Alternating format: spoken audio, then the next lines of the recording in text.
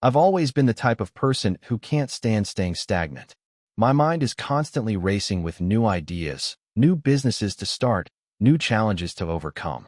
I grew up in a small town where opportunities were limited, but the internet made it feel like the world was a lot bigger than it actually was. I watched my friends go off to college, get their degrees, and start working regular 9 to 5 jobs. But for some reason, that life didn't appeal to me. I wanted to create something from the ground up, to build something that would give me the freedom to live life on my own terms. The idea for my business came to me when I was working a part-time job at a local convenience store. I'd always been into technology, and one evening I was on my phone, scrolling through Instagram when I noticed a trend that seemed to be popping up everywhere. People were selling products online. This wasn't just a few hobbyists or small-time sellers. These were full-on businesses. The products weren't anything revolutionary, just basic items, but the way they were marketed made them look essential. It clicked for me. People didn't just want products. They wanted the experience that came with them. The excitement, the community, the feeling of being part of something bigger. I was already familiar with dropshipping, an e-commerce model where you sell products without actually keeping inventory. It sounded too good to be true, but my curiosity got the best of me. I spent the next few weeks researching everything I could about dropshipping. I watched videos, read blog posts, and joined forums. I discovered that while it was simple to start, it was also incredibly easy to fail. The market was saturated, and everyone seemed to be selling the same items. But instead of feeling discouraged, I decided to approach it differently. If everyone else was doing the same thing, maybe the key was to find a niche that hadn't been fully explored yet. I spent hours brainstorming. I wanted something that could stand out. After weeks of research and trial and error, I stumbled upon a market I hadn't seen anyone tapping into: personalized pet products. Pets were an obsession for so many people, and they treated their pets like family. It seemed like the perfect opportunity. I found a supplier that could personalize items like pet collars, bowls, and beds. I set up a simple Shopify store, picked a name, positively personalized, and launched my website. At first, nothing happened. I had no sales for the first month. I realized that I needed to market this product better, but I didn't have any experience with ads or social media marketing. I was barely making ends meet, so paying for ads seemed like a risk I couldn't afford. So I started experimenting with free methods. I created Instagram pages showcasing cute pet photos with my products in the background, wrote funny captions, and used trending hashtags. It wasn't glamorous, but it was effective. Slowly, I began to attract followers. I also reached out to pet influencers, offering them free products in exchange for shoutouts. Most of them ignored me, but a few agreed. When their followers saw these products, they started flooding my website. Orders began trickling in, then pouring in. After a few months, I was finally breaking even, and soon after, I was making a profit. But that's when the real work began. Managing customer expectations, dealing with suppliers, and handling returns. It was overwhelming. I had never run a business before, so the learning curve was steep. There were days when I wanted to quit, especially when an order got delayed or a customer left a bad review. But every time I thought about giving up, I remembered why I started. I wanted freedom. I wanted to prove to myself that I could build something that could give me the life I dreamed of. So I kept going. By the time a year had passed, I had expanded my product line. I added more personalized items like custom pet clothing, toys, and even pet memorial products. I expanded my marketing to include Facebook ads, and I invested in creating a professional website. As my brand grew, so did my confidence. I started hiring people to help with customer service, inventory management, and social media. What started as a one-person operation had turned into a small team. But the real breakthrough came when I decided to scale up. I realized that dropshipping was a great starting point, but to truly grow, I needed to start holding my own inventory. I partnered with a manufacturer who could produce high-quality, personalized pet products in bulk, and I took the leap to buy inventory. This allowed me to offer faster shipping times and higher-quality products. The risk was huge, but so was the reward. Sales exploded. I expanded into international markets, started offering exclusive designs, and launched a subscription service where customers could get new personalized items for their pets every month. I invested in paid advertising, optimized my website for conversions, and worked with more influencers.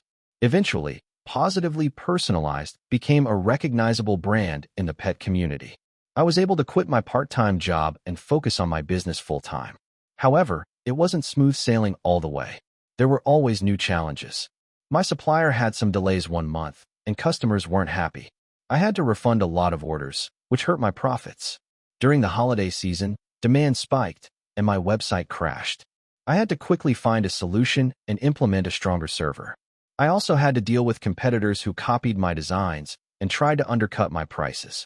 But each problem I faced taught me something valuable, and I learned how to handle challenges without losing my cool. Fast forward to today, and Positively Personalized is a six-figure business.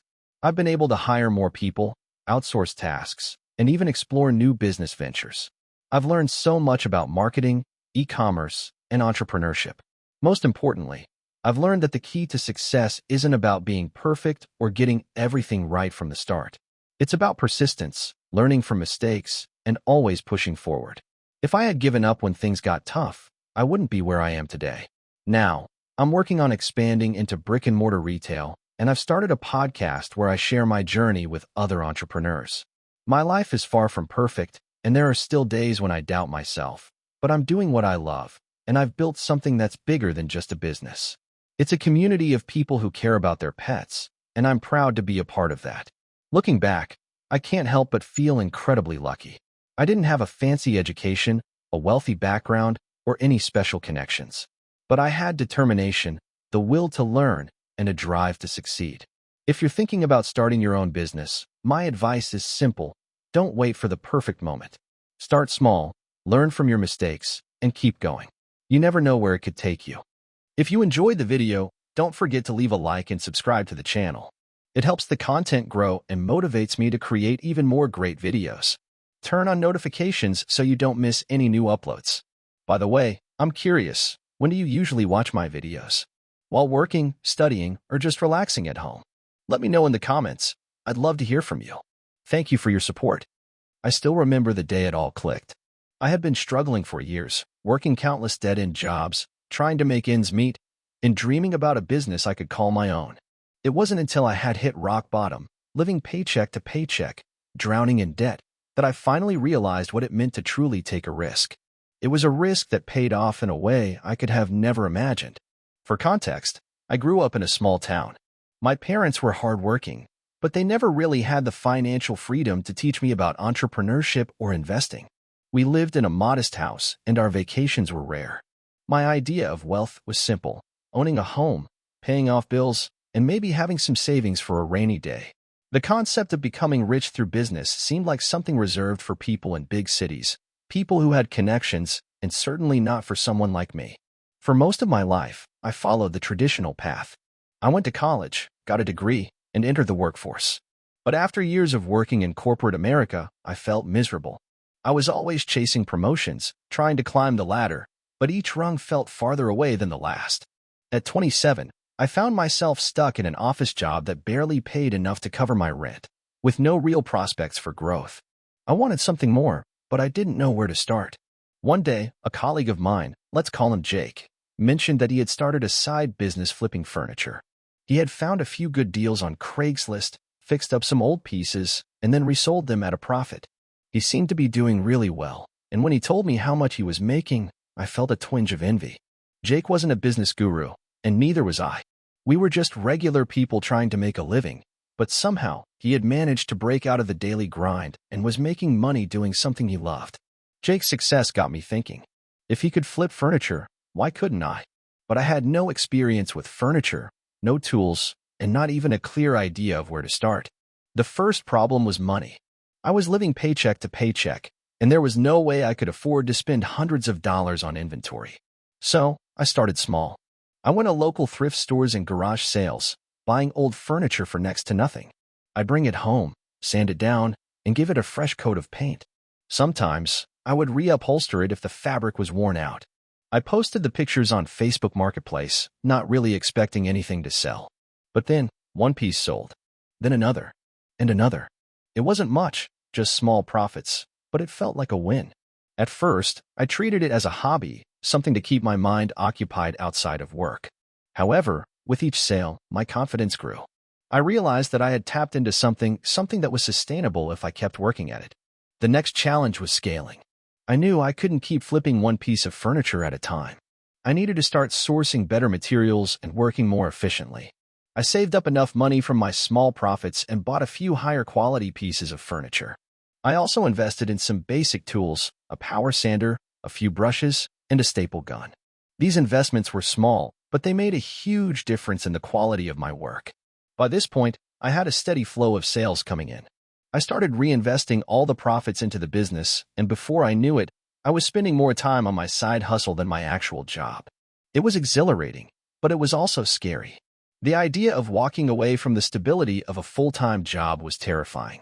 I wasn't making enough money to fully replace my income, and the thought of failing haunted me. I spent months wrestling with myself, questioning if I was making the right decision. Eventually, after months of sleepless nights, I made the decision to quit my job.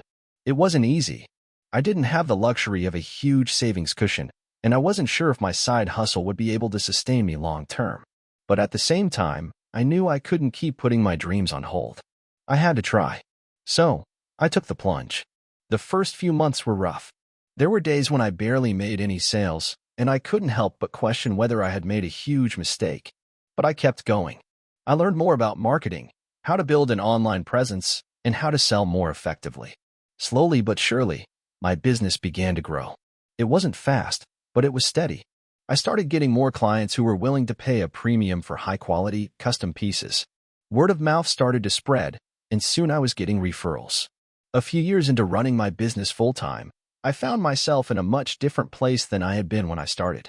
I had my own workshop, a team of skilled craftsmen, and a growing list of clients. I even started offering workshops for people interested in learning how to flip furniture themselves. The business was no longer just about making money. It had become a community. I had built a brand around quality, creativity, and sustainability, and it was paying off. Looking back, I can't help but feel grateful for that one conversation with Jake. If I had never been inspired by his success, I might still be working in that dead-end office job, dreaming of what could have been. It wasn't an easy road, and there were many times when I thought about giving up. But each challenge pushed me to grow, to learn, and to improve. I've made a lot of mistakes along the way, but those mistakes have been some of the most valuable lessons of my life. Today, I'm no longer just a furniture flipper.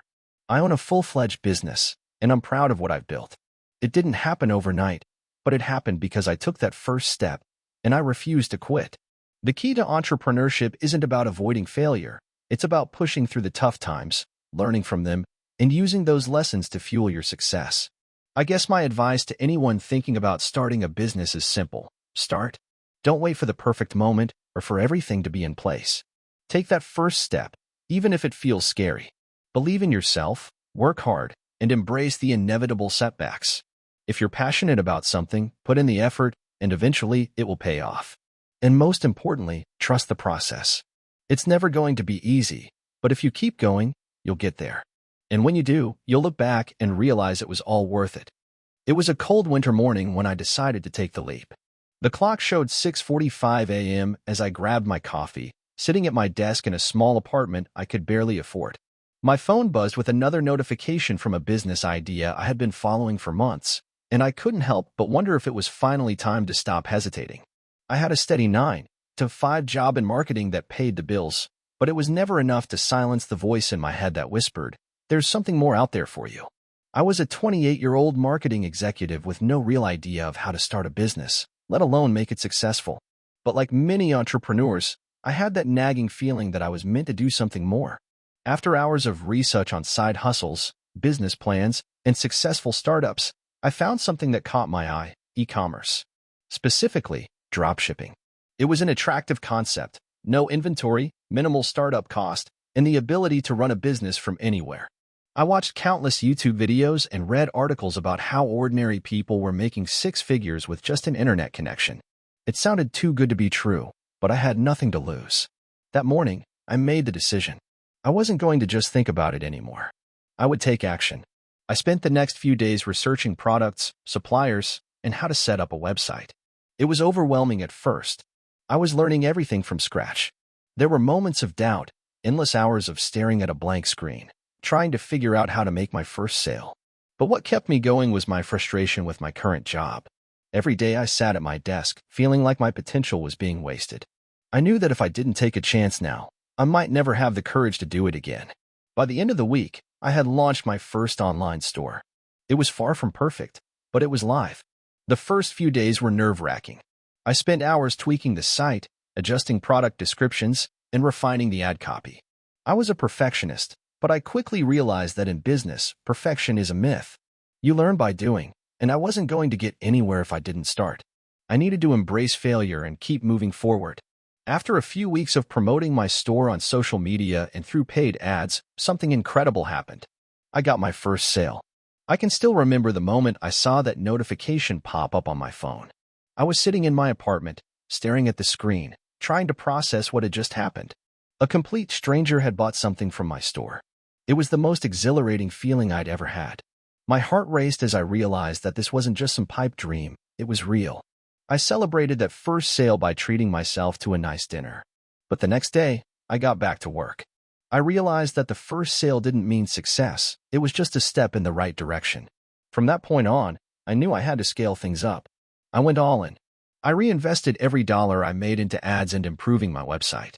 I outsourced tasks that I was struggling with, like customer service and product research, so I could focus on growing the business. There were days when it felt like I wasn't getting anywhere, but then I'd look at the numbers, and slowly but surely, I saw progress. The sales increased. The traffic grew. I was on the right track.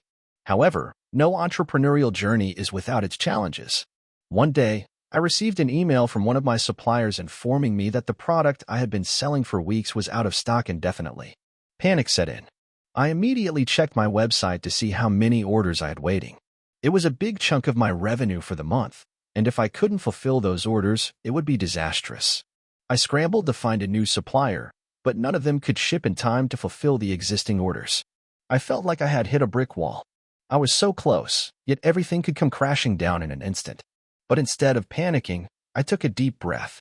I reached out to the customers who had placed orders, explained the situation, and offered them a discount or a refund. To my surprise, most of them were understanding and just appreciated the honesty. It was a humbling experience that taught me a valuable lesson. Transparency and customer service go a long way in building trust. While that situation was stressful, it didn't break me. I took it as a learning experience and moved forward, vowing to never put all my eggs in one basket again. I diversified my suppliers and started offering a wider range of products to my customers. Over time, the business began to stabilize. Months passed, and the growth was steady. I started to make enough money that I could quit my full-time job. It was a terrifying decision. I had a stable income, health insurance, and all the benefits of a corporate job, but I knew that if I didn't take this leap, I'd always wonder what could have been. So, I put in my resignation, packed up my things, and left behind the comfort of a 9-to-5. There's no sugarcoating it. Leaving the safety net of a job was scary. But the freedom I felt when I woke up the next morning and realized that I was in full control of my life was worth every ounce of fear. It was a moment of clarity. This was my business, and I was the one steering the ship. Fast forward 2 years, and I have a team of 5 employees, a growing business, and a sense of purpose I never had before. It's not a get-rich-quick story.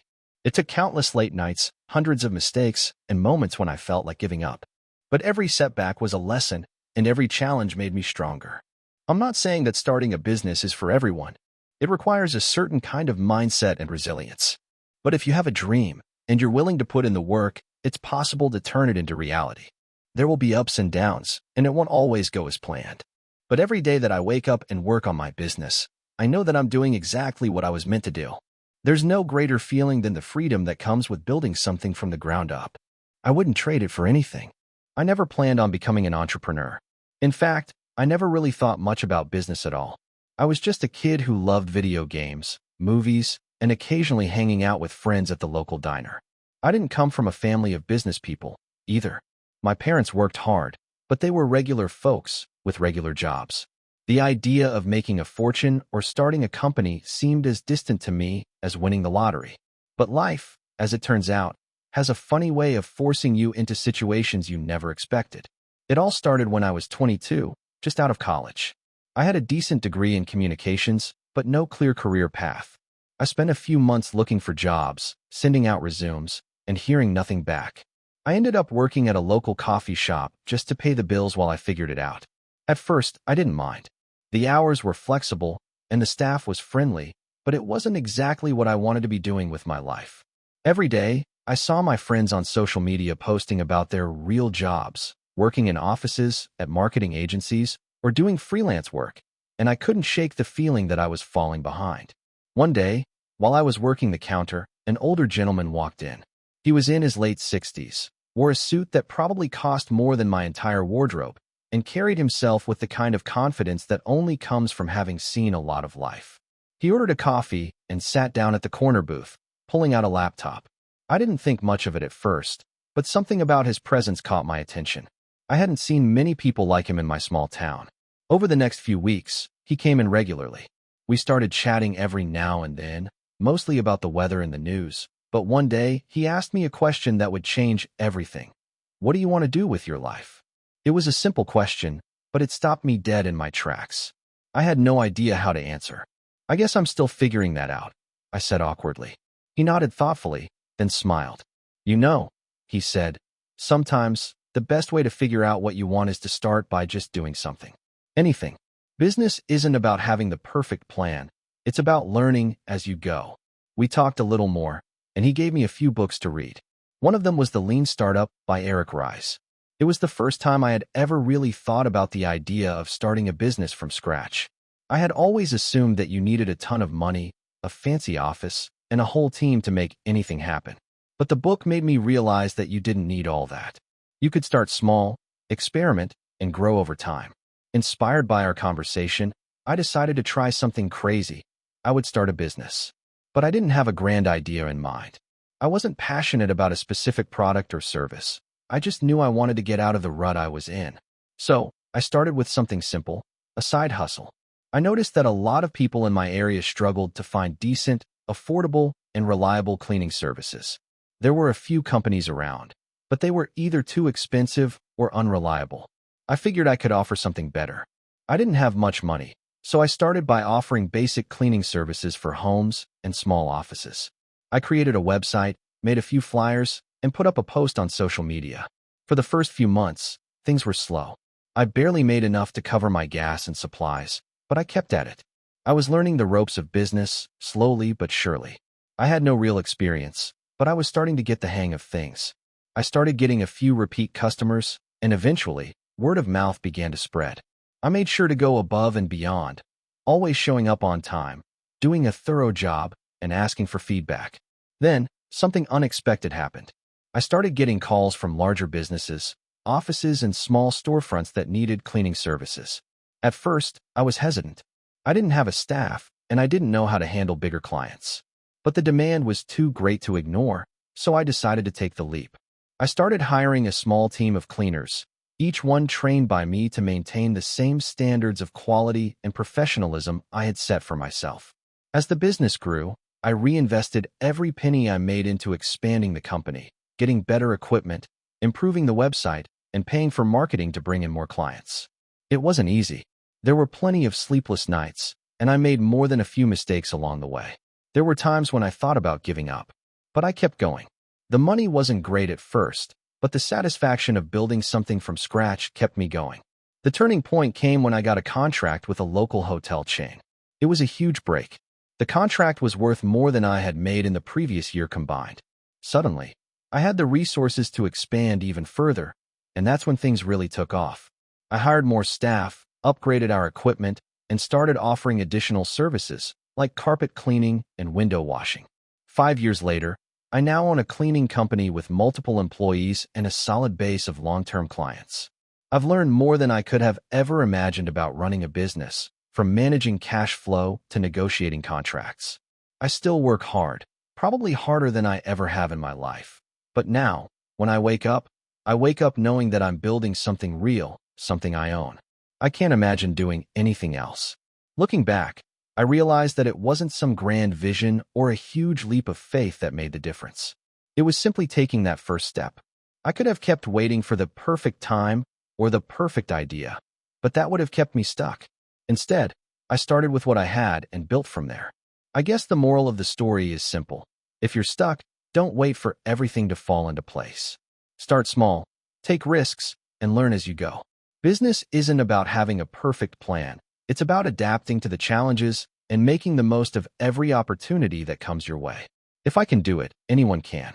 And to that old man who gave me that one life-changing piece of advice, thank you. You'll never know how much that conversation changed my life. I was 23 years old when I decided to take a leap of faith and start my own business. It wasn't the most ideal time, nor was I in the most favorable position. I had just finished college, my student loans were piling up, and I had a stable, albeit unremarkable, job at a local retail store. But I couldn't shake the feeling that I was meant to do more, to be more, to build something that was mine, and to prove that I could create value, not just work for it. It all started with a simple idea. I had always been passionate about fitness, having spent countless hours at the gym, trying to understand how different training regimens and diets worked. Over the years, I had friends and family constantly asking me for advice on how to get in shape, lose weight, or improve their overall health. One day, while scrolling through social media, I noticed the rise of fitness influencers who seemed to be living the dream. They were getting paid to work out, sharing their routines, and endorsing fitness products. It clicked in my head.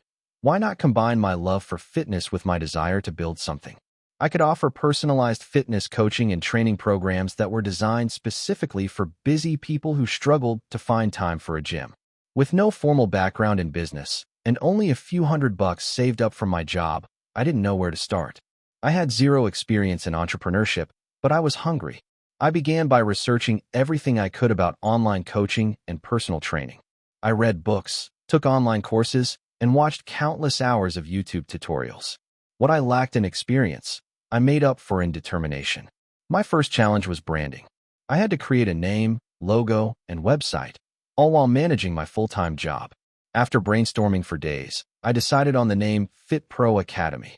It sounded professional and reflected my goal of turning fitness into a more personalized, professional experience. But creating a website was no easy feat. I had no coding experience, so I turned to DIY website builders like Wix and Squarespace. I spent hours perfecting the design, ensuring it looked sleek and clean. But once it was done, I realized that I had a serious problem. I had no audience. I turned to social media to solve this issue.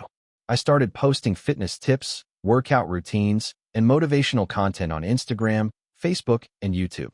At first, it was slow. I was getting maybe 1 or 2 likes per post, and my follower count was stagnating. But I didn't give up. I knew that social media was the key to growing my business, so I doubled down. I started engaging with other fitness influencers, commenting on their posts, sharing their content, and even collaborating with some smaller creators who had audiences that matched my target demographic. It wasn't long before I started seeing results. My followers slowly began to grow. Then one day, I received a message from a woman who had been following my journey. She had been struggling with weight loss and had no idea where to start. She'd tried every fad diet and workout plan, but had never been able to stick with them. She wanted to know if I could create a personalized program just for her. She was willing to pay for my services. This was my first paid client. I remember feeling a rush of excitement and terror. I had no idea what I was doing, but I knew I had to deliver. I put together a custom fitness plan for her, complete with workout routines, meal suggestions, and daily motivation. I even recorded a few video tutorials for her, hoping to add value. When she finished her first month of training, she lost 10 pounds. She was ecstatic. She referred several of her friends to me, and just like that, I had more clients coming in. I continued to work part-time at my retail job while growing my fitness coaching business on the side. There were nights when I would work on my business until 2 a.m., only to wake up for an 8 a.m. shift at the store. It was exhausting, but it was also thrilling. Every new client felt like a small victory, and I was building a reputation for myself in the fitness community. But then came the hard part, scaling. My one-on-one coaching was going well, but I was reaching the limits of how many clients I could take on. I couldn't possibly keep up with the demand without sacrificing the quality of my work. That's when I realized I needed to create an online training program that would allow me to help more people without stretching myself too thin. I spent the next few months developing a comprehensive online course. I called it the Fit Pro 30-Day Transformation.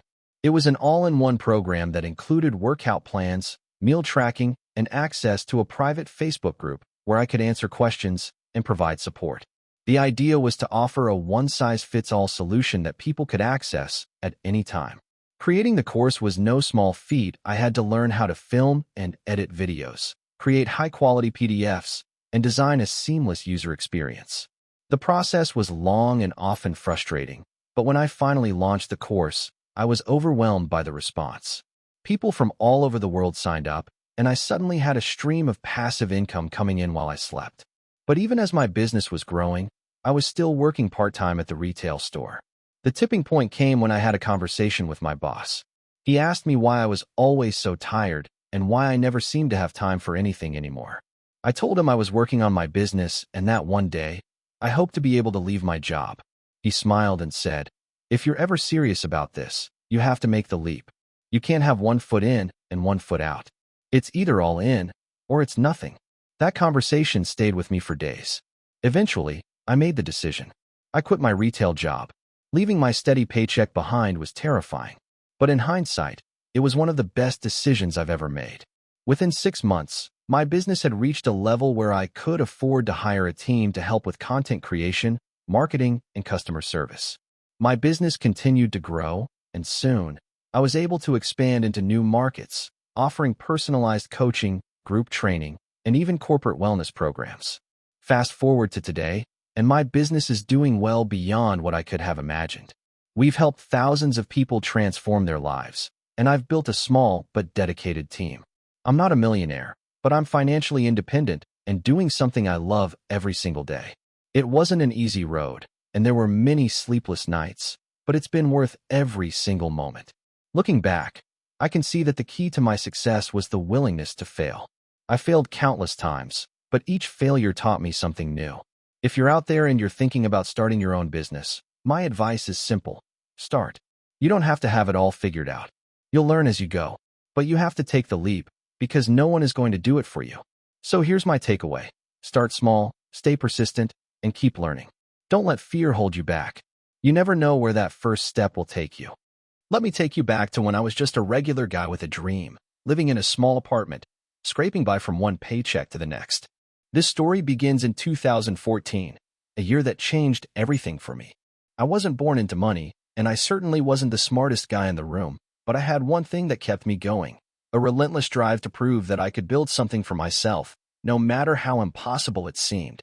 I had always been fascinated by technology, specifically by the idea of building an app. I didn't know a thing about coding, but I had a lot of time on my hands after work and started reading everything I could about programming, app development, and entrepreneurship. I spent countless hours watching YouTube tutorials and reading blogs late into the night, even though I barely understood half of what I was learning. But there was this burning desire to create something of my own, and I wasn't going to let the lack of knowledge stop me. By day, I worked as a junior marketing analyst for a small company. It wasn't glamorous, but it paid the bills. By night, I was a self-proclaimed wannabe developer trying to make my idea come to life. The idea I had was simple, an app that could help people find local discounts and promotions from restaurants, stores, and other businesses.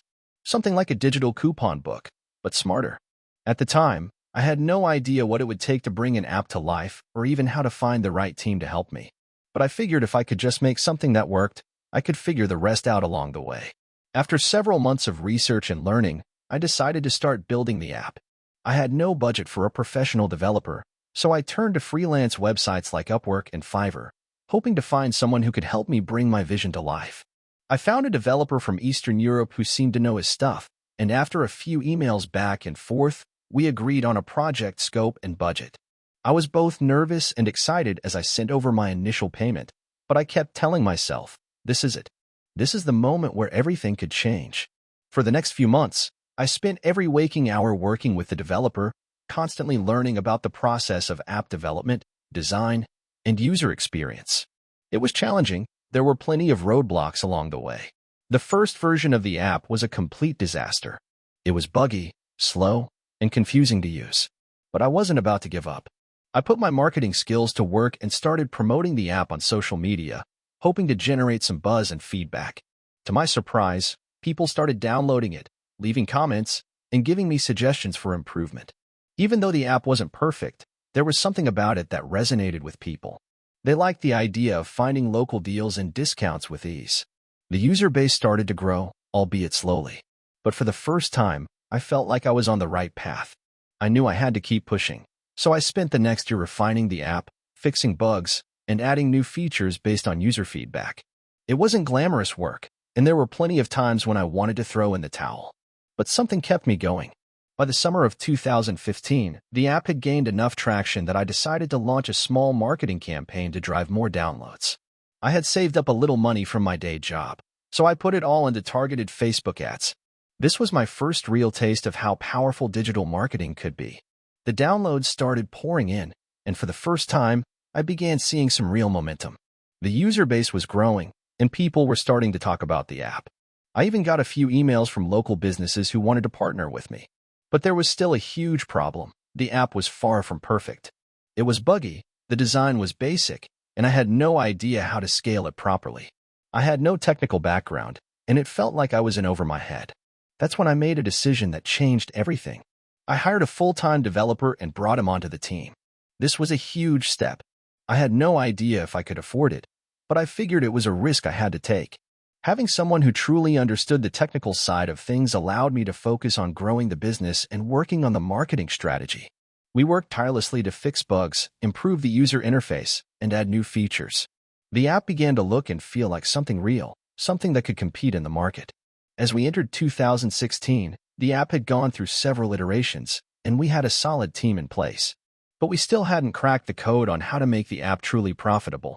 I had always believed in the idea, but I had no clue how to monetize it. I explored various revenue models, ads, subscription services, partnerships, but none of them felt right. It wasn't until I partnered with a few local businesses to offer exclusive deals and premium features for their customers that things started to click. We finally found a way to bring value to businesses by offering them a platform to advertise their deals and promotions to a targeted audience. In exchange, they paid a small fee to have their offers featured. At the same time, we introduced a premium version of the app, offering users even better discounts and perks. Slowly but surely, revenue started to trickle in, and the app began to feel like a real business. By 2017, the app was no longer just a side project. It was a full-fledged company with employees, a solid customer base, and a growing revenue stream. We had partnerships with several large chains and were in talks with national brands to expand our reach. I was able to quit my day job and focus entirely on the business. Fast forward to today, and the app is one of the most popular discount platforms in the country. We've expanded internationally and are on track to hit over 1 million active users by the end of the year. What started as an idea in my small apartment has now turned into a multi-million-dollar company with over 50 employees. Looking back, it's hard to believe how far we've come. There were times when I felt like giving up, when I thought I was too inexperienced or too small to succeed. But now, I realize that those moments of doubt were part of the journey.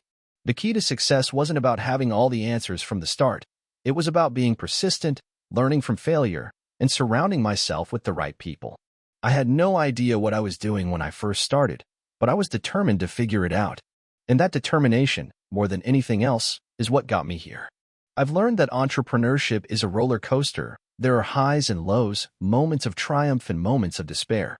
But if you stay the course, keep pushing, and keep learning, success is just a matter of time. For anyone out there with a dream, a business idea, or a burning desire to build something, I can tell you this: don't give up. Keep working, keep improving, and most importantly, keep believing in yourself. I never imagined I'd be telling this story. It's one of those against all odds kind of tales that seems too improbable to be true. But if you're reading this, I promise you every part of it is real. It started with a simple idea, a little shop in my neighborhood. I was working a 9-to-5 job that drained me, but I was comfortable. It paid the bills, I had my weekends free, and life was moving along. But deep down, I knew I was meant to do something more. The thought of spending another 30 years in an office cubicle felt like a slow death. I needed to break free. The question was, how? I'd always been fascinated by the way businesses worked, particularly how small ones grew into something big. I read books, listened to podcasts, and followed every entrepreneur I could find. Eventually, I settled on the idea of opening a small coffee shop. My rationale was simple: coffee was something everyone loved. It wasn't something extravagant, but it had potential. People need their caffeine fix, and I figured, Why not give it a shot? The first hurdle came when I tried to raise the funds. I had some savings, but not nearly enough to cover the cost of setting up a shop in the city. I started looking for investors, but every time I pitched the idea, I was met with skepticism. I was a nobody, a middle-aged guy with no prior experience in the food and beverage industry. The dream started to feel distant, a bit embarrassing, even. Who was I kidding? I'd ask myself late at night. But something inside me refused to give up. I couldn't let go of the vision. So, I did what any rational person would do. I went all in. I maxed out my credit cards, took out a second mortgage on my house, and borrowed a few thousand from family members. In total, I had scraped together $100,000 to open the shop. I found a small corner location in a growing neighborhood, just enough foot traffic to be hopeful, but not so much that I'd be priced out. The space was a blank canvas, but it had potential. It had history, a worn charm that I thought could be turned into something special. Hiring staff was tricky. I didn't have the luxury of hiring professionals, so I recruited anyone who seemed passionate about coffee. I didn't need experts. I needed people who were willing to work hard, who could grow alongside the business. I put my trust in them, and they didn't disappoint. The grand opening came, and I remember the butterflies in my stomach. My heart raced as the first customer walked through the door. I was still a little shaky, still uncertain if I had made the right choice. But after that first person came in, then the next, and the next, I felt a spark. People were excited about this little place. The cozy atmosphere, the coffee that wasn't too fancy but still exceptional, it was something they appreciated. They came back, and they told their friends. But it wasn't smooth sailing from the get-go. Like any entrepreneur, I hit a series of obstacles. The first was pricing. I had set prices too high for the neighborhood, and it didn't take long for people to start complaining. I had to adjust. Then, a month into opening, a local chain cafe opened up across the street. They had better marketing, a bigger name, and a sleek, modern aesthetic. It felt like the odds were stacked against me. I spent weeks obsessing over how to compete. I thought about closing down early, but then I remembered why I started in the first place. I wasn't in it to compete with a big chain. I was in it because I believed that this little shop could create a real sense of community. So, I doubled down on what I knew best, connecting with people. I started hosting weekly events, open mic nights, book clubs, and local art displays. I partnered with local businesses to offer discounts and promotions. Slowly but surely, the neighborhood began to notice. Word of mouth spread, and my customer base started growing. What set us apart was the atmosphere. People felt at home. They lingered longer, not just for the coffee, but because it felt like a place where they belonged. However, even with the momentum, I faced cash flow issues. At one point, I wasn't sure if I could make payroll. I started working 14-hour days, doing everything from brewing coffee to mopping floors just to keep the business afloat. Some days, I didn't pay myself a cent. I lived off the bare minimum just to keep the doors open. Then, after nearly a year of struggling, I got an email from a local influencer. She had been to my shop a few times and wanted to do a feature. At first, I thought it was a joke, but she was serious. She posted a picture of our coffee and shared a glowing review with her thousands of followers. The next day, business was booming. We were flooded with new customers who wanted to experience the hidden gem of a neighborhood. That's when things started to shift. I invested the profits back into the business. I upgraded the shop, hired more staff, and began expanding the menu. The next step was opening a second location. That felt like a huge leap. The second shop was in a different area, a little more upscale, but I knew it could work. The growth was exponential. We went from one tiny shop to 5 locations in just 3 years. Our coffee became a local staple, and our brand developed a loyal following. But just as success seemed within my grasp, the pandemic hit. I watched in horror as foot traffic disappeared, and I knew that if I didn't pivot fast, I'd lose everything. I took a hard look at the situation. The first thing I did was ramp up our delivery service. We partnered with third-party apps, offered subscription services, and even sold our coffee beans online. It wasn't ideal, but it was necessary. The second thing was cutting costs, temporarily reducing staff hours, streamlining operations, and focusing on the essentials. In the end, we survived.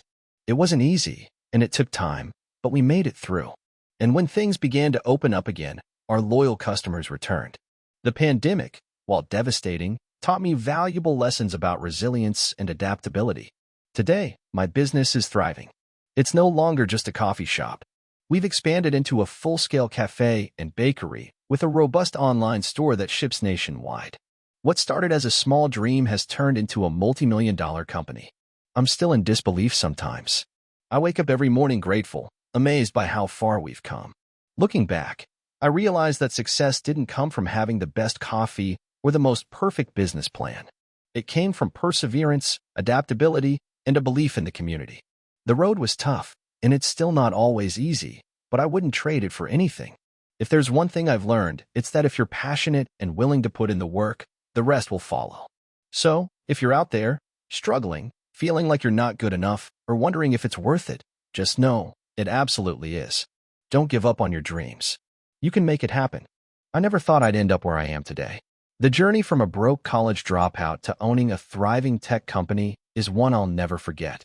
It all started in the most unlikely of places, my dorm room, on a broken laptop that was older than some of my textbooks. I was always the type of student who didn't quite fit into the academic system. I'd skip most of my classes, not because I was lazy, but because the traditional classroom setting felt suffocating. I had ideas running through my head constantly, ideas about technology, business, and innovation. But I never had the patience for lectures on subjects I felt weren't going to move me closer to my dreams. I remember the moment everything changed. I had just failed another exam, and I was sitting in my dorm, thinking about how much I hated the idea of working a 9-to-5 job, living for the weekends. That night, I went online and found a free course on coding. It wasn't much, just a few YouTube tutorials and some forum threads, but it was the spark I needed. I spent the next few months teaching myself to code in every spare moment I had. I'd wake up early, before the rest of my roommates, to watch videos. Then, I'd practice all day and night until I passed out. The idea for my first business came to me one evening when I was frustrated with the slow, clunky software I was using to manage my school projects. I figured I could build something better. It started out small, a simple project management app that I could use for myself and a few friends. I coded it during sleepless nights, and by the end of the month, I had a working prototype. It was crude, but it worked. I launched it on a whim, putting it on a few forums where people discussed tech and software development. The feedback I got was overwhelmingly positive, but no one seemed willing to pay for it. I had no business experience, and I couldn't even fathom how to monetize this thing. Still, I wasn't about to quit. I kept iterating, adding features, fixing bugs, and making it better. I'd like to tell you that everything was smooth sailing from the start, but that would be a lie. A few months into this project, I was at my lowest point. My grades were slipping further, and I was running out of money. I was living on instant noodles, pulling 18-hour days in front of my laptop, coding and hustling to make something work. I was starting to feel like a failure. I reached out to my parents for support, but they didn't understand what I was doing. They thought I was wasting my time. Then one day, after a long stretch of rejections and failure, I got an email that changed everything. It was a message from a small venture capital firm that had found my app online. They liked the product and wanted to invest in it. They offered me $50,000 to help take my idea to the next level. The offer was a lifeline. With that money, I could afford to hire a small team and actually turn this project into something real. I didn't hesitate for a second. I dropped out of college and moved back home. I rented a tiny office space in a rundown part of town and began building a team. We started working day and night to improve the app and get it ready for launch. The next few months were a blur. The office was small and cramped, and we had barely enough money to pay the rent, but we were making progress. The pressure was immense, but it felt like the first time I was truly doing something that mattered. We launched the product to a small group of beta testers, and to our surprise, it quickly gained traction. The feedback was incredible. People were telling us that they loved the app's simplicity and the way it made managing projects easier than anything else they'd tried. We rolled out a paid version with advanced features, and within a few months, we were bringing in revenue. It wasn't much, but it was enough to keep us going. By the time we hit our first full year, we had 10,000 active users. I remember the day we reached that milestone. I was in the office, staring at the user stats on the screen, thinking to myself, this is real. We're really doing this. It felt like a dream. But the real turning point came when I started networking with other entrepreneurs. I'd been isolated in my little office, focusing on the product, but I realized that I needed to learn from others who had already walked the path I was on. I attended startup meetups and business conferences, where I met a mentor who helped me understand the importance of scaling, marketing, and building a strong team culture. It was also around this time that we decided to pivot the app slightly. We began focusing on a niche market, small businesses and freelancers. It was a huge risk, but looking back, it was the best decision we ever made. We tailored the product to the unique needs of these groups, and suddenly, we were able to charge higher prices. We built integrations with tools that small businesses were already using, and it was a game changer. I wish I could say that the success came easily from there on out, but it wasn't. We faced fierce competition, and there were plenty of moments where I questioned whether we could keep going. But every time we hit a roadblock, we found a way to overcome it. We took risks, made tough decisions, and built a product that we truly believed in. Fast forward to today, and I'm proud to say that my company is worth millions. We've expanded globally, with employees across 3 continents, and our app is used by hundreds of thousands of businesses worldwide. We've been featured in major publications, and our revenue continues to grow year after year. But what I'm most proud of isn't the success or the money, it's the journey. The late nights coding in my dorm room, the failures, the moments of doubt, the relentless hustle. Every single part of the process taught me something valuable. The thing I've learned through all of this is that success isn't about having the perfect idea or being in the right place at the right time. It's about resilience, determination, and the willingness to keep going even when everything seems impossible. I never would have guessed that the college dropout, who couldn't even manage to pass an exam, would end up building a company that has changed my life. But here I am. If you're out there feeling lost or unsure about where you're going, just know this. Sometimes the best things come from the most unexpected places. Keep pushing, keep learning, and don't give up. Your breakthrough could be just around the corner. Hey, friends, if you enjoy this content, don't forget to like the video and share your thoughts in the comments. We really want to know what you like and what can be improved. What do you think of the video? Are there any topics you'd like to see in future videos? Your feedback really helps us get better. Thanks for being with us.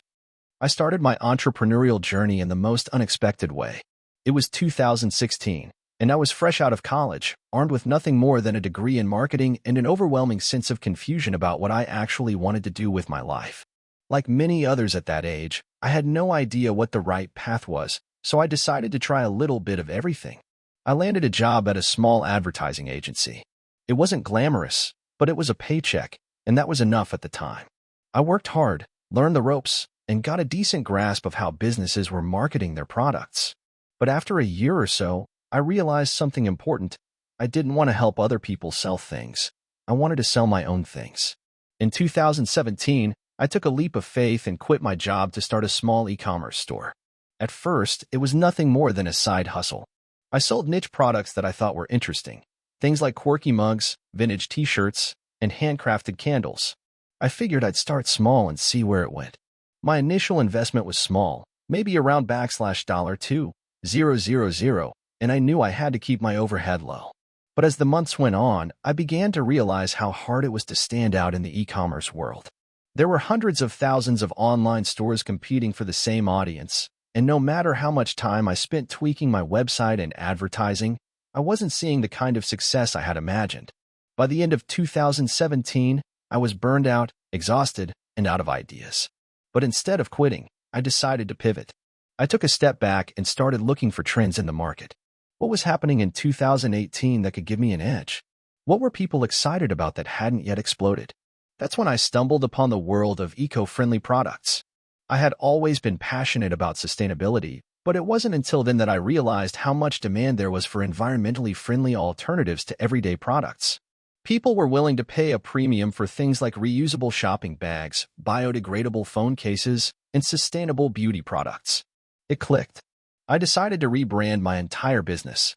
I scrapped the quirky mugs and vintage t-shirts and shifted my focus entirely to sustainable goods. It was a huge risk, but it was also an opportunity to tap into something that felt right.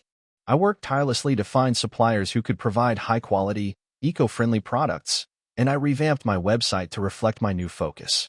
The results were nothing short of incredible. Within 3 months of launching my new line of products, sales skyrocketed. People were genuinely excited about my brand, and I was getting messages every day from customers who loved the eco-friendly mission I had adopted. But even more importantly, I felt fulfilled. I was no longer just selling random items. I was selling products that aligned with my values, and it made all the difference. However, the success didn't come without its challenges. The e-commerce world is competitive, and I quickly realized that I needed to do more than just sell great products. I had to build a brand that people could connect with. I started creating content that highlighted environmental issues, sustainability tips, and behind-the-scenes looks at my business. I also partnered with influencers who shared my passion for eco-friendly living. Slowly but surely, my small business became a community. But as my business grew, so did the demands. Managing inventory, handling customer service, and keeping up with orders started to feel like an impossible task. I couldn't do it all on my own anymore. That's when I made my first big hire, a virtual assistant to help with customer service. It was a huge step, but it freed up my time to focus on other areas of the business, like marketing and product development. With the help of my team, I was able to scale the business even further. We launched new product lines, expanded into international markets, and even started working with larger retailers to sell my products in their stores. Every milestone felt surreal, but it also felt earned. I had spent years learning from my failures, and finally, it seemed like I was starting to get it right. Fast forward to 2021, and my small e-commerce store had grown into a full-fledged business with over 30 employees, including product designers, marketers, and operations staff. We were generating millions in revenue each year, and our products were featured in major publications like Vogue, the New York Times, and Forbes. But even with all the success, I still remembered the late nights I spent staring at my computer screen, wondering if it was all going to fall apart. I knew that the journey wasn't over, but it was one of the most rewarding experiences of my life. I've learned a lot over the years, but one lesson stands out above the rest. Entrepreneurship is a marathon, not a sprint. There will be highs and lows, moments where you feel like you've made it, and others where you'll question everything. But if you keep pushing forward, stay true to your values, and always be willing to adapt, you can build something truly meaningful. Looking back, I'm proud of how far I've come. But I also know that my story is far from finished. There are still so many ideas to explore, markets to conquer, and challenges to overcome. I'm excited for what the future holds, and I hope that my journey can inspire others who are struggling to find their own path. If I can do it, so can you. Let me take you back to a time when I had nothing but a dream and a tiny apartment to call home. I was in my mid-20s, fresh out of college, with big ideas but no real direction. I had just moved to a new city in search of opportunities, and while I was optimistic, I was also broke. My bank account often had less than $100 in it, and it felt like every step forward was met with an obstacle that pushed me 2 steps back. I was that person at the coffee shop with a laptop open, hoping that some miracle would happen. Spoiler alert, it didn't. Not at first, anyway. I had always been drawn to technology and the potential it had to change lives, so I figured I would build something. I didn't know what, but I figured I could figure it out along the way. The problem was that I had no idea how to start a business. I was clueless about marketing, running a company, or how to attract customers. But I was stubborn, and I knew that if I didn't try, I would always wonder, what if? I started with what I knew best, my own frustrations. I had struggled with managing time and staying productive while working from home, so I thought, why not build a productivity app? It seemed like a great idea, and there were plenty of apps out there, but none that truly spoke to the way I worked. I was convinced that I could create something better, something unique. The first problem was, I didn't know how to code. I had some basic knowledge of HTML and CSS, but that was about it. So, I took to YouTube and started learning how to code. I watched tutorial after tutorial, trying to teach myself how to build an app from scratch. It was slow going, and the learning curve was brutal. I made mistake after mistake, but I kept at it. Every night after work, I'd lock myself in my tiny apartment, coding until I couldn't keep my eyes open. Sometimes, I would get stuck on a bug for days, but I refused to give up. It wasn't always pretty, but I was making progress. By the time I had a rough prototype of my app, I still didn't have any real customers, and I had zero marketing skills. So, I turned to the one thing I did know: networking. I started talking to other entrepreneurs, freelancers, and small business owners. I spent hours on Reddit, Quora, and LinkedIn, engaging with people who were in similar positions. Through these conversations, I learned about marketing strategies, user acquisition, and how to talk to potential customers. Slowly, I built an audience of early adopters who were willing to give my app a shot. The first few months were tough. The app had plenty of bugs, the interface was clunky, and most users were frustrated. But I listened to their feedback, worked tirelessly to fix the issues, and updated the app regularly. I knew that if I could just get enough people to try it, I could improve it and eventually make it something special. It was all about persistence. Then came the breakthrough moment. I had been marketing the app to small business owners, hoping to get them to adopt it. One day, a popular productivity blog reviewed the app, calling it a game changer for remote workers. That single review sent a wave of traffic to my website. My email inbox flooded with inquiries, and I started getting downloads like never before. The app's user base grew exponentially, and with that, I was finally able to quit my day job and focus on it full-time. But success didn't come easily. Now, I had to worry about scaling the app, maintaining the infrastructure, and handling a growing team. I had hired a couple of developers, but I was still the one making all the major decisions. The pressure to keep the app running smoothly and meet user demands was overwhelming. There were days when I thought I had made a huge mistake, days when I wanted to walk away and just start over with something else. But I kept pushing forward. I learned a lot during that time. I learned that building a business isn't about coming up with one big idea and hoping it works out. It's about resilience, listening to feedback, and constantly iterating on your product. It's about understanding that you will fail, but those failures are what will help you succeed. It's about surrounding yourself with the right people and trusting them to help you build something bigger than you could on your own. As the business grew, so did my confidence. I found myself in meetings with venture capitalists, pitching my idea and negotiating deals. I remember one pitch where I felt so nervous that my hands were shaking, but I pushed through. The moment I secured my first round of funding was surreal. I had gone from being that broke guy in a tiny apartment to leading a growing tech company with actual investors backing me. It felt like a dream, but the work had only just begun. Now, years later, the app is used by millions of people around the world. We've expanded into new markets, added new features, and built a strong brand that resonates with our audience. We've faced countless challenges, from technical issues to financial difficulties, but we've made it through because we refuse to quit. If there's one thing I've learned through this journey, it's that the road to success is rarely straight. It's full of detours, roadblocks, and moments where you question everything. But if you keep going, keep learning, and keep improving, you'll eventually find your way. I'm not saying I have all the answers now, but I've learned enough to know that persistence, adaptability, and a willingness to learn from mistakes are what truly matter. Looking back, I can't believe how far I've come. It wasn't easy, and it certainly wasn't glamorous, but it was worth every sleepless night and every setback.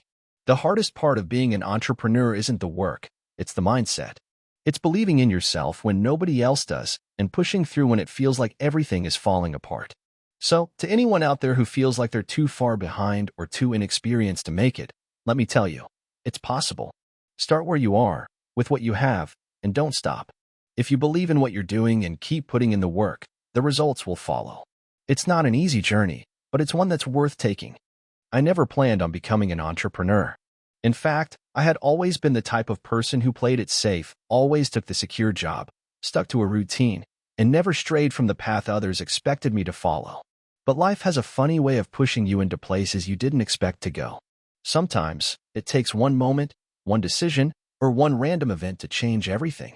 That moment came for me in a small coffee shop in downtown Chicago, a place I would have never imagined would set the course of my life on a completely new trajectory. It all started with an idea, as most things do. I was sitting at a corner table in that coffee shop, sipping on a vanilla latte, when a group of college students walked in, laughing and chatting excitedly. One of them had an open laptop in front of them, and on the screen was a website that immediately caught my eye. It was simple, sleek, and offered a service that I'd never thought about before: customized fitness plans. As someone who had spent years struggling to maintain a consistent workout routine, I couldn't help but wonder, could something like this work for people like me? The idea stuck with me. Over the next few days, I couldn't shake the thought of the business. What if I could combine fitness and technology to create a more personalized, affordable, and accessible way for people to get fit? What if I could reach a wider audience, not just those who went to expensive gyms or had personal trainers? What if I could provide a platform where anyone, whether they were a busy professional, a stay-at-home parent, or a college student, could have access to custom fitness plans, nutrition advice, and even virtual coaching. I was no expert in fitness, but I knew there were experts out there, and I knew technology could bridge the gap. At the time, I was working a 9-to-5 job in marketing. I had a decent salary, great coworkers, and the stability I had always been taught to value. But the more I thought about it, the more I realized that I wanted something different. I wanted to create something. I wanted to build something from scratch. But there was a problem. I had no idea where to start. I didn't have a background in technology, nor did I have the money to just quit my job and pour resources into this idea. I spent weeks researching. I started learning about app development, website design, and digital marketing. I devoured every article, watched every YouTube video, and even enrolled in a few online courses to understand the basics. It wasn't glamorous, and it certainly wasn't easy, but every night after work, I stayed up late, teaching myself everything I could. The more I learned, the more I felt like I could actually do this. I began sketching out a business plan, writing down ideas for the app, and mapping out how I could make this work. The next step was figuring out how to fund it. I didn't have much in savings, but I knew I had a good credit score and a solid track record at work. So, I took the leap and applied for a small business loan. To my surprise, I was approved for just enough to get started. I used the money to hire a freelance developer and designer, someone who could bring my vision to life. It wasn't cheap, and it wasn't fast, but after months of work, we finally had a basic prototype of the app. The launch was, in hindsight, a disaster. I didn't have the budget for a big marketing campaign, so I relied on word of mouth and social media to spread the word. My first mistake was not anticipating how much effort would go into customer support. As soon as the app launched, I was flooded with questions, feedback, and complaints. People loved the idea, but there were bugs, features that didn't work as expected, and a general sense of confusion about how the app worked. The customer reviews came flooding in, and they were not kind. I spent sleepless nights trying to fix issues, improve the user experience, and make the app better. At the same time, I realized that I needed a clear brand identity and a way to stand out in a crowded market. So, I dug deeper into marketing and started to learn about SEO, content creation, and social media strategies. I connected with influencers, reached out to fitness bloggers, and even started doing some local advertising. Slowly but surely, the app began to gain traction. After 6 months, things started to pick up. People were talking about the app, sharing it with their friends, and leaving positive reviews. I made it a point to listen to the feedback and continuously improve the app, adding new features like progress tracking, virtual coaching, and even a social community aspect. I also expanded the business by partnering with fitness influencers to offer specialized plans for different niches, whether it was weight loss, muscle building, or post-pregnancy fitness. But there were still challenges. Cash flow was a constant concern. I had to reinvest every dollar the app made back into the business, and at times, I felt like I was barely staying afloat. I had to make tough decisions, like cutting back on my personal spending and sacrificing weekends with family to focus on the business. But every time I felt like giving up, I reminded myself of why I started in the first place. I wanted to create something that helped people live healthier lives, something that had the potential to change the way we approach fitness. Eventually, after almost 2 years of constant work and perseverance, the business began to turn a profit. I was able to hire more employees, including a full-time developer and a marketing team. We launched new features and refined the app to make it even better. The revenue steadily grew, and the recognition came in the form of positive reviews, media attention, and partnerships with larger fitness companies. Looking back, I can't believe how far we've come. That simple idea in a coffee shop, one that seemed so out of reach at the time, turned into a thriving business. I learned more about myself than I ever expected: how to handle rejection, how to keep going when things get tough, and how to take risks even when they seem terrifying. What I've realized through all of this is that entrepreneurship is not about having all the answers right away. It's about taking the first step, even if you don't know where it will lead. It's about learning from your mistakes, adapting, and never giving up. If you have an idea that excites you, take the leap. You might fail, and you might face challenges, but if you stick with it, the rewards are beyond what you could imagine. Now, I look at the app and see something that I built from the ground up. I see the thousands of people who use it every day to improve their health and well-being. And most importantly, I see the version of myself that was once afraid to take risks but now knows that every step forward, no matter how small, is worth it. I started my entrepreneurial journey in a small, dimly lit room with a laptop that had more tabs open than it could handle. I had just turned 23, and though the world was still full of possibilities, my bank account was anything but. I had no formal business education, no investors, and honestly, not much of a clue about what I was doing. What I had, though, was a burning passion to prove myself. This is how my journey began, and it's been an absolute roller coaster since. It all started with a simple problem. I was sitting in my room one night, browsing through some random tech forums, trying to figure out what I could do to make some extra cash. I had spent a lot of time reading about side hustles, drop shipping, freelancing, basically everything that a broke 23-year-old would read in a desperate attempt to escape the 9-to-5 grind. I kept coming across the same idea, starting an online business. The problem was, every business idea I stumbled upon seemed saturated. Everyone was doing drop shipping. Everyone was building Instagram pages. I had zero interest in jumping on the same bandwagon as everyone else. But then, I found something that caught my eye: customized gadgets. Specifically, I came across a niche market that wasn't getting much attention at the time: custom phone cases. It sounded easy enough. People love personalizing their stuff, and phone cases were a product that nearly everyone used. I did a bit of research and found that the demand was there, but the supply was sparse. Most phone cases out there were generic, mass-produced, and lacked any personal flair. People didn't want just any case. They wanted something that reflected their personality. That's when the light bulb went off. I didn't have any capital to buy inventory up front, but after a few nights of Googling, I discovered something called print-on-demand pod. With pod, you didn't have to buy the products in bulk. Instead, you only paid for the phone case when someone actually ordered one. The company printed the design you uploaded and shipped it directly to the customer. It seemed like a no-brainer.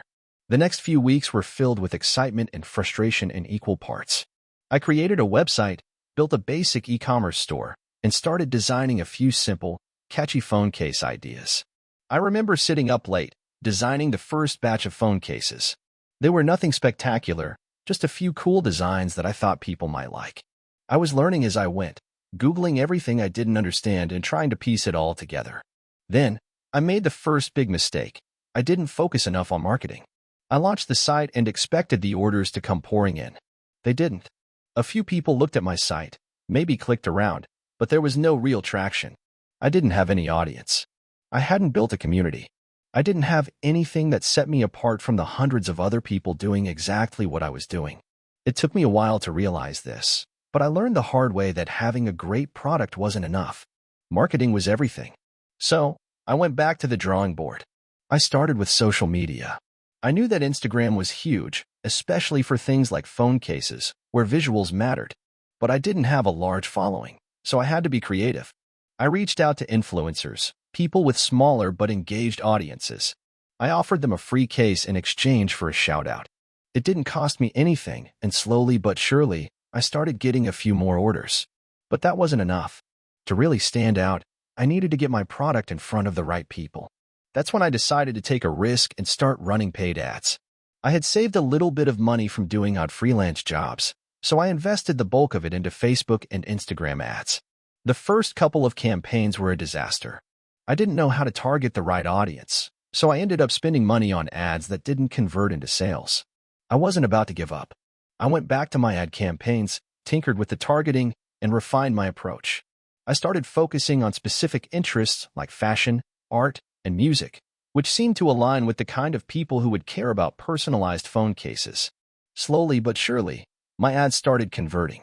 People were clicking, and more importantly, they were buying. It was a slow burn, but after about 6 months, my little shop started making consistent sales. I was no longer just scrambling to make ends meet.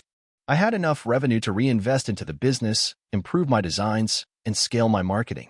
The breakthrough came when I hit my first $10,000 month in sales. That was the moment when I realized this wasn't just a hobby. I could actually turn this into a business. But even with success, the challenges never stopped. As the business grew, so did the complexities. Managing customer support, keeping track of orders, constantly improving designs, and handling returns became a full-time job in itself. I had to hire a small team of designers, customer service reps, and a marketing assistant to help manage the workload. My life had gone from late-night brainstorming to full-fledged operations. It wasn't just about the money. In fact, after a while, the money wasn't even the most rewarding part. What truly kept me going was the feedback I received from customers. People were posting photos of themselves with my designs, tagging my brand, and telling me how much they loved the cases. I had created something that people were genuinely excited about, and that feeling was priceless. Looking back, I can't believe how far I've come.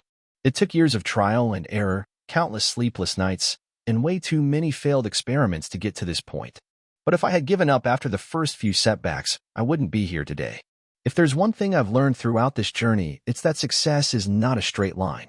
There are always going to be bumps along the way, and sometimes you'll feel like you're on the verge of quitting. But if you're passionate enough, if you can keep pushing even when things are tough, you'll eventually find a way. Today, my company generates a healthy six-figure revenue every month. We've expanded into other personalized products, including apparel and accessories, and I've hired a talented team to help keep the ship sailing smoothly. It's surreal to think that it all started with a simple idea, late-night research, and a willingness to learn from my mistakes. Now, I spend my time coaching new entrepreneurs, sharing what I've learned, and encouraging others to take that first step. If you're out there, wondering if it's possible to go from zero to something big, trust me, if I can do it, so can you. Just keep at it, stay focused, and remember that success is a marathon, not a sprint. You've got this. I started my journey as an entrepreneur when I was 24, fresh out of college, and I had no clue what I was doing.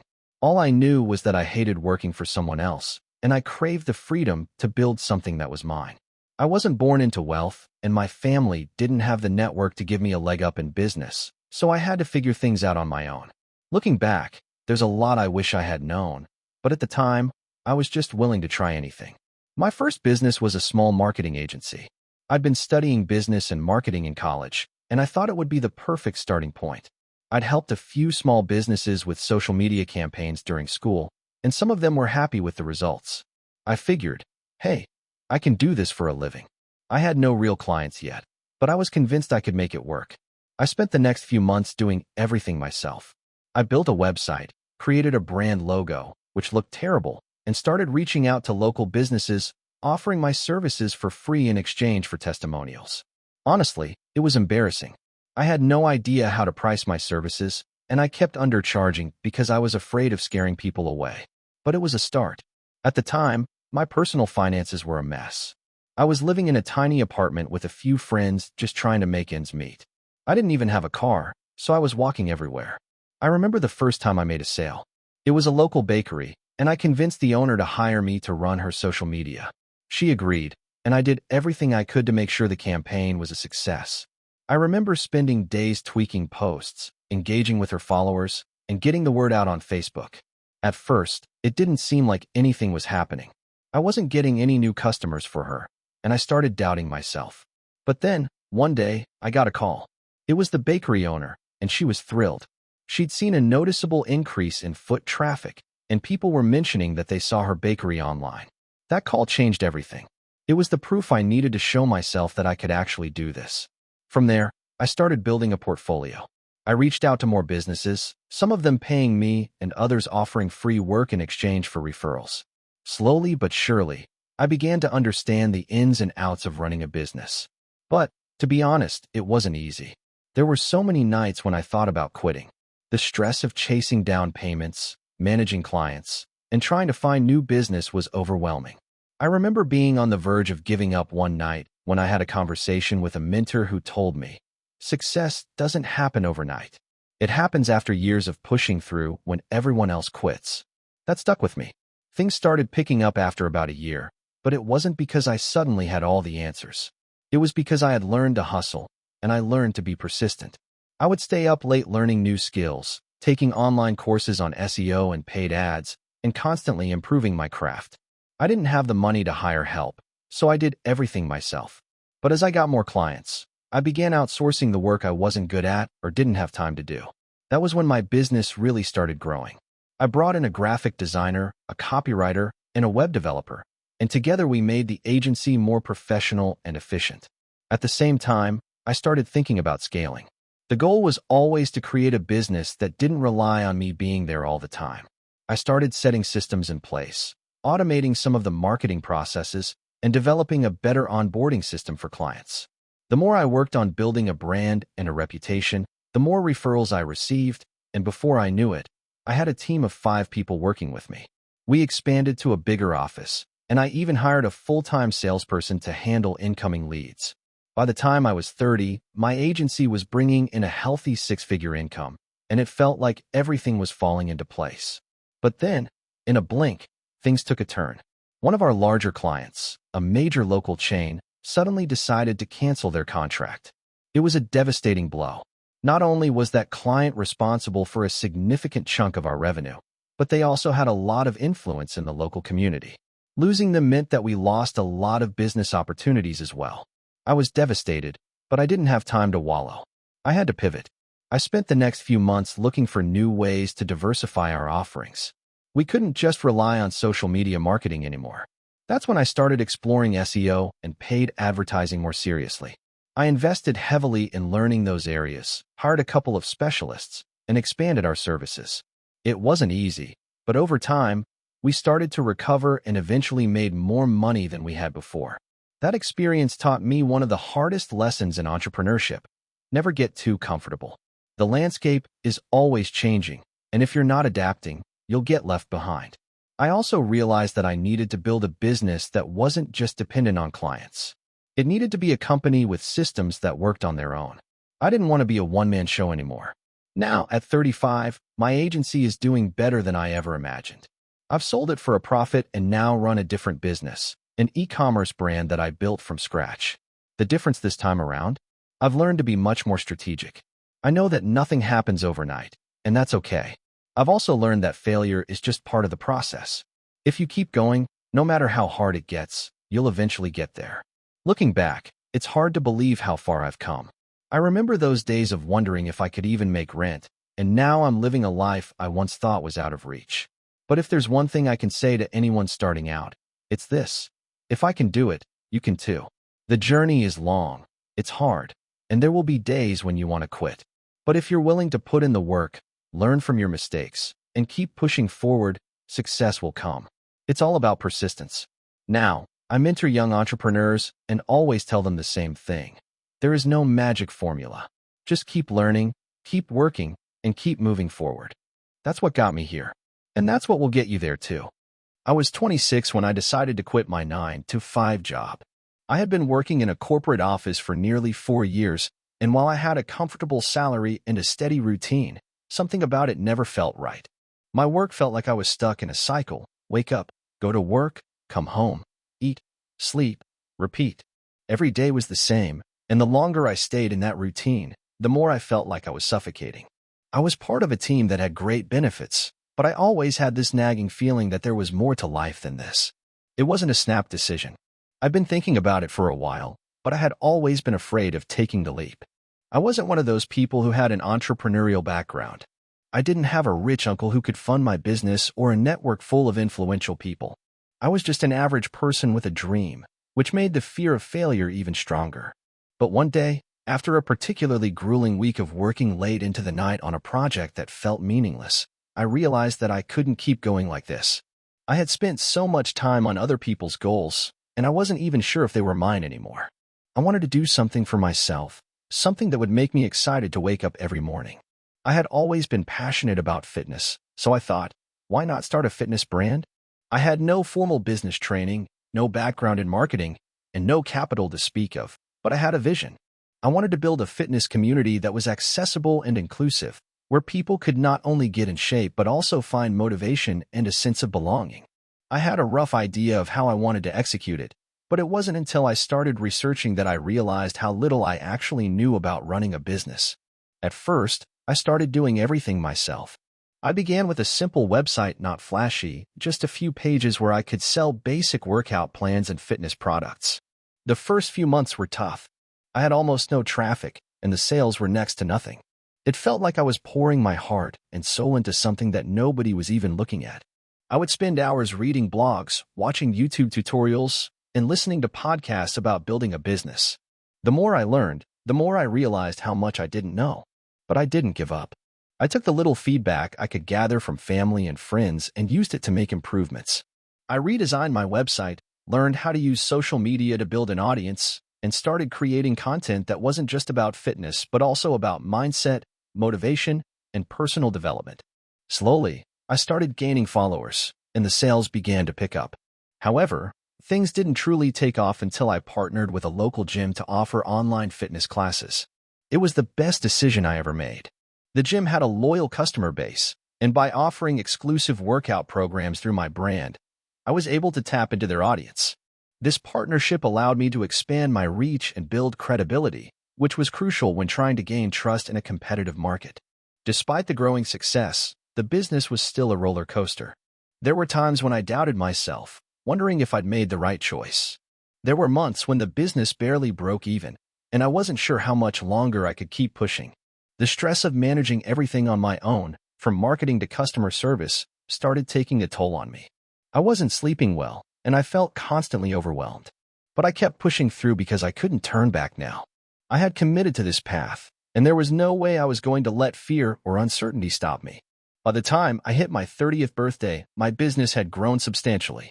I had a small team working with me, and we had expanded to offering virtual personal training, nutrition coaching, and even launched our own line of fitness apparel. We also started collaborating with influencers in the fitness industry, which gave us even more exposure. My income had skyrocketed, and I was finally able to quit my day job for good. I remember the day I submitted my resignation letter. I felt a mix of excitement and relief, knowing that I had taken the leap and made it work. But success didn't come without its challenges. As the business continued to grow, so did the pressure. There were days when I wondered if I was in over my head. I had to constantly adapt, making tough decisions, from scaling the team to handling customer complaints. And then, of course, came the financial risks. With larger projects came larger investments. I found myself spending sleepless nights worrying about cash flow, profits, and whether I was making the right moves. One of the toughest lessons I learned was the importance of delegation. In the early stages, I tried to do everything myself, convinced that I could handle it. But eventually, I had to let go of certain tasks and trust others to help. Hiring the right people, who were equally passionate about the brand and its mission, made all the difference. The growth of the business also meant that I had to adapt my mindset. I had started out as someone with a dream, but now I was running a business. It was no longer just about passion. It was about sustainability and long-term vision. I had to make decisions not just based on what I loved, but also on what made sense financially and strategically. At times, that meant cutting back on certain things that I enjoyed but knew weren't aligned with the bigger picture. Looking back, I can say that quitting my job and starting my own business was one of the best decisions I've ever made. It hasn't been easy, in fact. It's been one of the hardest things I've ever done, but it's also been the most rewarding. There are days when I feel like I've reached the top, and then there are days when I feel like I'm starting all over again. But that's the nature of entrepreneurship. It's a constant cycle of learning, growing, and adapting. I'm now in a place where I'm proud of what I've built, but I know that there's always more work to be done. My business is far from perfect, but it's mine. And that's the beauty of entrepreneurship. It's not just about the end result. It's about the journey and the lessons you learn along the way. If I could go back and tell my 26-year-old self anything, it would be this: don't be afraid to take risks. It's okay to fail. But if you keep pushing forward and learning from your mistakes, success will follow. I started my business with nothing but an idea and a credit card. That's how most entrepreneurs' stories begin, right? But let me take you back to the moment when everything changed for me, when I realized that I had to either sink or swim. I wasn't always a risk taker. I used to be the kind of person who played it safe, who had a stable 9-to-5 job, health benefits, and the whole American dream. But something inside me craved more. It was 2018. I had been working for a marketing agency for 3 years. The job was fine, but it wasn't challenging anymore. I spent my days managing ad campaigns for clients who didn't really care about their businesses, and I got a paycheck every 2 weeks. But I kept thinking, is this it? Is this what my life is going to be? Staring at a screen for 40 hours a week, making someone else's dream come true. The problem wasn't with the job itself, it was with me. I wasn't being true to my own aspirations. I've always loved food. I grew up in a family that cooked together on weekends. We would take hours preparing meals, and the kitchen always smelled like comfort and love. My mom used to say, "Food is a language, and it speaks to the heart." Over the years, I learned everything about food, from how to pair ingredients to creating authentic flavors. But food wasn't my career. marketing was. But deep down, I had always wanted to do something with my passion for cooking. One day, I had a conversation with a friend that would change everything. I was complaining about work, as I often did, and she asked me, "If you could do anything, what would it be?" Without hesitation, I replied, "I would open a restaurant. I'd create a place where people could feel at home, where they could share meals and create memories." It felt so right saying it out loud. But then reality set in. "But I don't know how to open a restaurant. I don't have the money for it. And I'm not sure if I could even make it work," I told her. She just smiled and said, "Why not? You'll never know until you try." That night, I couldn't sleep. I lay awake thinking about that question. Why not? I knew I had the passion, the knowledge, and the desire to make something work. I had no formal culinary training, but I had been cooking all my life. I thought about it all week, and by Friday, I was ready to take the plunge. I walked into my boss's office and quit. There was no turning back. The next few months were a blur. I started doing research, talking to people who had opened businesses before. I took a few online courses about the restaurant industry and business management. I wasn't sure where the money would come from, but I knew I had to at least try. The first step was finding a space. I wasn't looking for anything fancy, just a place with potential. I didn't have much money saved, so I knew I had to be smart. I found a small, rundown building in a quieter part of town, and while it wasn't glamorous, it had good bones. The rent was cheap, and I could already picture the kind of place I wanted to create. But then, the real struggle began. How the hell do you turn a rundown space into a thriving business? I had a credit card with a small limit, and that was my only source of capital. It wasn't enough to do everything I needed, but I made it work. I started by doing the renovations myself. I learned how to lay tiles, fix plumbing, and paint walls. I was exhausted, but I didn't care. The thrill of building something from scratch pushed me forward. I wasn't just creating a restaurant.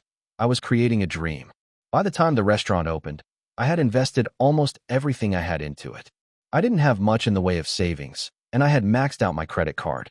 My friends and family were supportive, but also worried. I had made such a big decision so quickly, and there was no guarantee it would work. But opening day arrived, and there I was, standing behind the counter, nervously waiting for the first customer. To my surprise, the place filled up quickly. I had no marketing budget, so I relied on word of mouth, social media, and a few flyers I handed out around town. The menu was simple, but it was honest. Fresh ingredients, bold flavors, and a cozy atmosphere. The first few weeks were chaotic. I didn't have enough staff, and I was doing almost everything myself. Cooking, cleaning, serving. I was working 18-hour days, and sleep was a distant memory. But the customers kept coming back, and that was all that mattered. The real breakthrough came when a local food critic wrote a glowing review of the place. She loved the concept, the food, and the vibe of the restaurant. From that point on, we started getting more attention.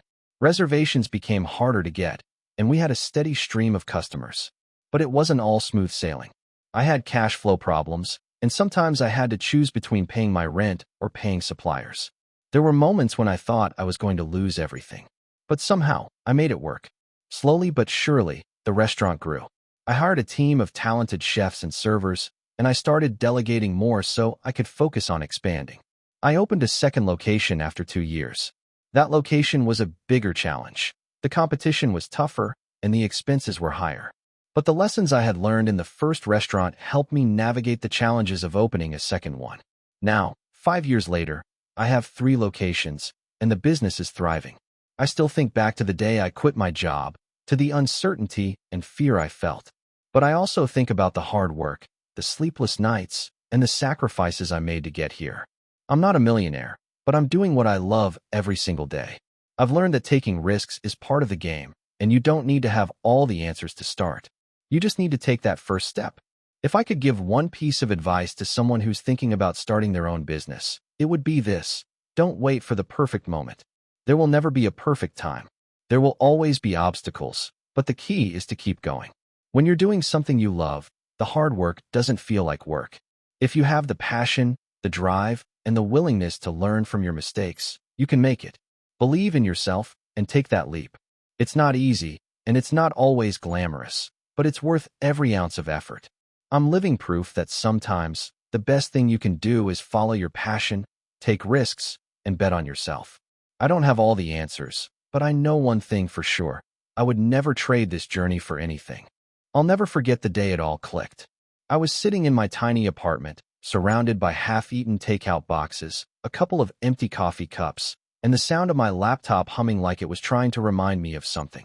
My bank account was barely scraping by, and I was just a few missed payments away from sinking deeper into the debt hole I'd managed to dig for myself.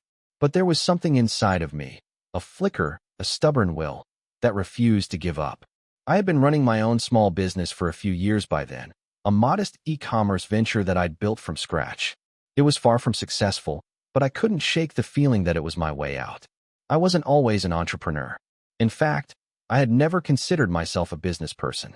I came from a family of teachers, doctors, and accountants. I was the outlier who didn't quite fit the mold. After graduating college, I found myself hopping from one uninspiring job to another. I was miserable, barely making ends meet, and living paycheck to paycheck. Like many people, I kept dreaming of a better life, but couldn't seem to find the courage to do anything about it. Then, one day, I read a book that changed my perspective entirely. It was called The Lean Startup, and it opened my eyes to the concept of building a business with minimal risk, focusing on iteration, testing, and learning. I was hooked. I'd been dabbling in side projects, but this book was a wake-up call. I realized that my failures in life weren't a reflection of my capabilities. They were part of the journey. And that's when I decided to go all in on entrepreneurship. I started small, launching an online store selling custom t-shirts. It wasn't glamorous, and I didn't have a clear plan at first. I was just creating designs I thought were cool and printing them on shirts, hoping someone would buy them. I spent hours reading articles and watching YouTube tutorials to learn about SEO, online marketing, and customer service.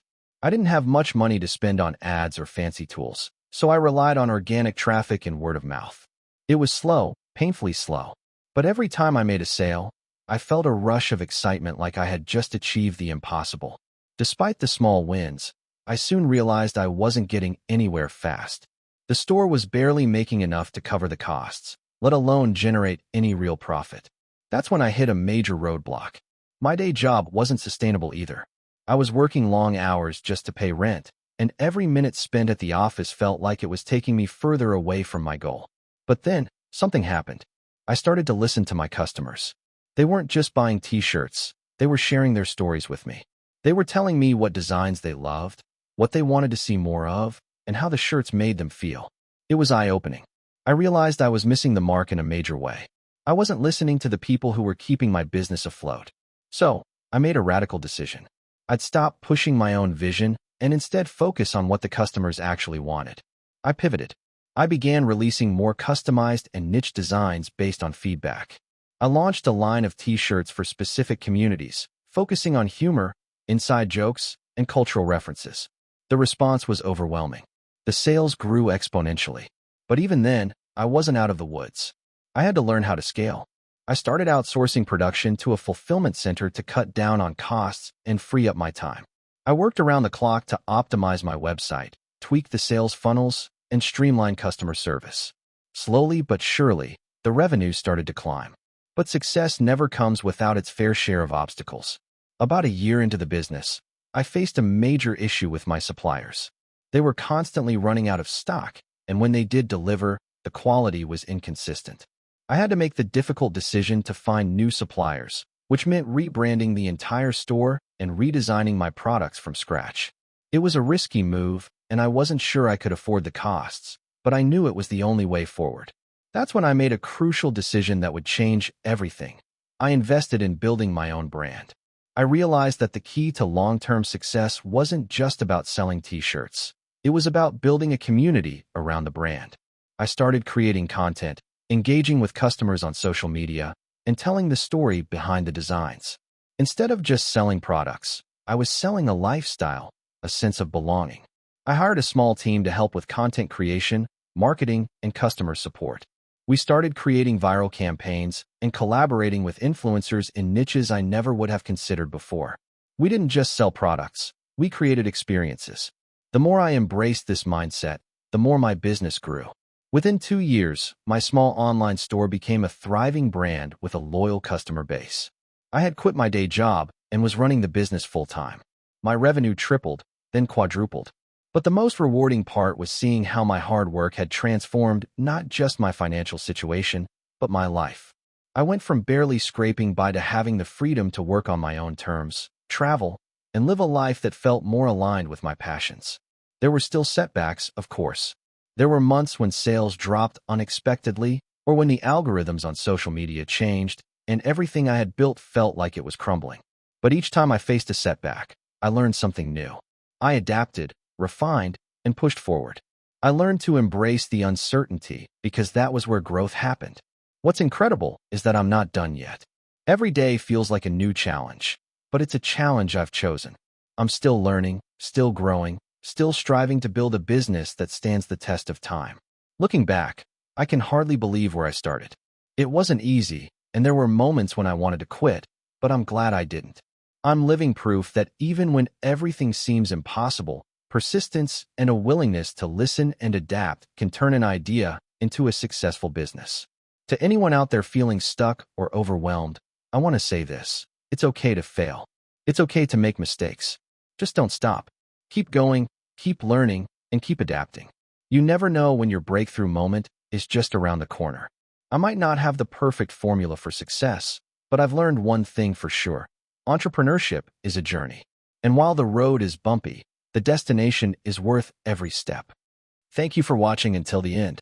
If you enjoyed this video, don't forget to like and subscribe to the channel so you won't miss new videos. Also, leave a comment. I'd love to hear your thoughts. Your support and engagement mean a lot to me. See you in the next video.